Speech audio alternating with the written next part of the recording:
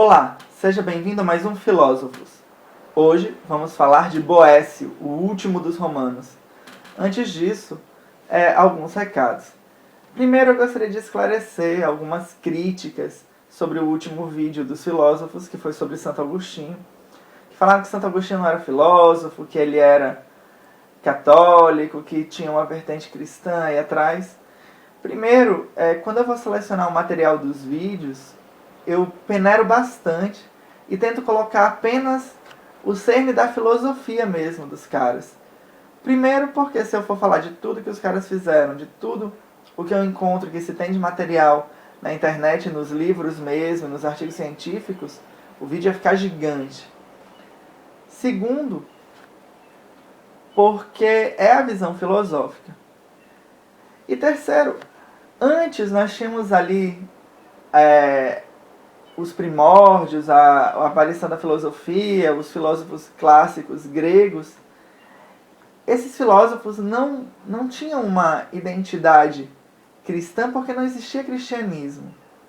Agora, passando para a Idade Medieval, o cristianismo, na verdade as entidades religiosas, porque não é só o cristianismo, nós vamos ter também a religião muçulmana muito forte. Eu vou apresentar filósofos árabes ou do Oriente Médio, são quem estão concentrando o conhecimento. Então é por isso que existe essa junção, esse diálogo propriamente dito. Não se incomode, terão outros vídeos a partir do momento que a gente chegar mais para a Renascença, para o modernismo, em que há esse afastamento da Igreja Católica ou da religião muçulmana.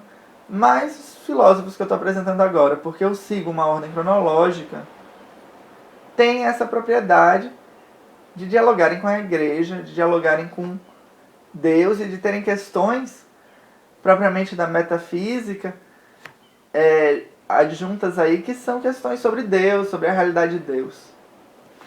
Bom, também gostaria de agradecer aos comentários do último vídeo. Aqui está o ganhador, Antônio. Por favor, quando você receber o livro, diga o que você achou do livro. Mande uma foto, tá bom? Eu vou entrar em contato com você para enviar esse livro hoje mesmo, acho que eu estou enviando.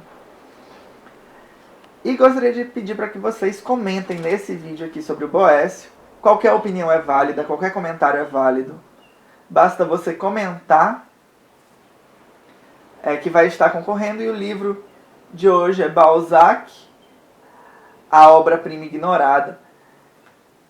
Aqui está a capa. Eu espero que vocês gostem desse livro, que concorram a esse livro. É um livro excelente, curtíssimo, pequeníssimo.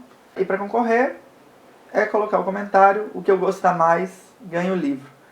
Sugeriram aí umas ideias de sorteio, de links para sorteio.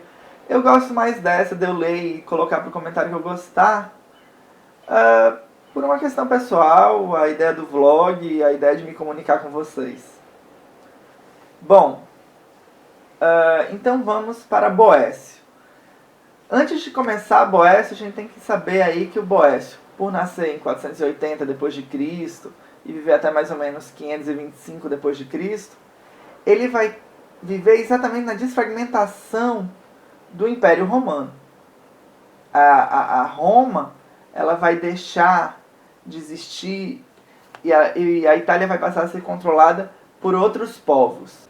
Em especial, quem vai controlar ali a Itália são os estrôgodos, e é exatamente a chegada dos bárbaros, aquela ideia de invasões bárbaras, junto com a disseminação da fé católica e tal. Bom, o Boécio, ele vai ser adotado aos 7 anos por uma família aristocrata, vai ter uma educação privilegiada, ele vai ser excelentemente educado, aprendendo grego, e por aprender grego tendo contato com filosofia, com artes. Em especial, a educação dele vai se dar na tradição platônica e tendo uma educação também cristã. O Boécio vai se tornar um cristão forte. E daí realmente esse diálogo que a gente tem com as religiões. Antes de tudo, ele vai ser um tradutor. Ele vai traduzir a lógica de Aristóteles, outros textos filosóficos de outros autores, e vai comentar esses textos. Isso acontece até o momento em que ele é chamado para ser conselheiro do rei. Pelo que eu li, o nome do rei era Teodorico. E ele vai aconselhar esse rei durante mais ou menos 5 anos a 10 anos, até que por intrigas políticas mesmo, pelo que os textos passam, inclusive os artigos científicos passam, intrigas políticas injustas, ele acaba sendo condenado por traição e vai passar um longo tempo na cadeia até que é morto. É na cadeia, inclusive, que ele faz sua obra-prima, A Consolação da Filosofia, que é um texto excelente. Vou colocar aqui o PDF para vocês. Bom, vamos ao Boécio então. O Boécio, ele vai questionar o tempo de Deus, ele vai trabalhar exatamente nessa questão de filosofia, religião, como funciona o tempo de Deus, e se Deus é onisciente, como funciona o nosso livre-arbítrio. Uma questão que já tinha sido trabalhada por Aristóteles, que havia sido trabalhada por outros anteriormente, que é um questionamento do dito popular, inclusive nos dias de hoje. O Boécio coloca o seguinte: se eu sou livre, se eu tenho livre-arbítrio, eu decido por minhas atitudes. Mas que livre-arbítrio é esse que Deus já sabe o que eu vou fazer? Uma questão muito simples, e se nós formos aplicar para o nosso cotidiano, por exemplo, eu, Felipe Bellini, estou gravando esse vídeo numa quarta-feira, quinta-feira eu dou aula, turno da tarde, turno da noite, sendo que talvez eu não vá dar aula, talvez eu vá ao cinema. Eu tenho 2 possibilidades de futuro. Qual possibilidade de futuro eu desejo? E qual possibilidade de futuro vai acontecer? Provavelmente eu vá dar aula. Já estaria eu estabelecido, essa seria a regra, eu sempre iria dar aula, uma vez que Deus já sabe meu futuro, Ele teria decidido isso por mim? Bom, para explicar essa situação de livre-arbítrio e provar que o ser humano tem livre-arbítrio, apesar da existência de Deus e que Deus não influi nesse livre-arbítrio, o Boécio vai discutir a questão da percepção, a questão do conhecimento. A forma como um ser conhece algo e percebe algo é diferente da forma como outro ser conhece e percebe alguma coisa. Essa noção de situação, assim como noção de ser, é discutida pelo Boécio, e daí nós temos aí um exemplo, por exemplo, do cachorro. A forma como o cachorro percebe a água é pela sensação, pela ideia de beber algo que ele necessita para a sobrevivência dele.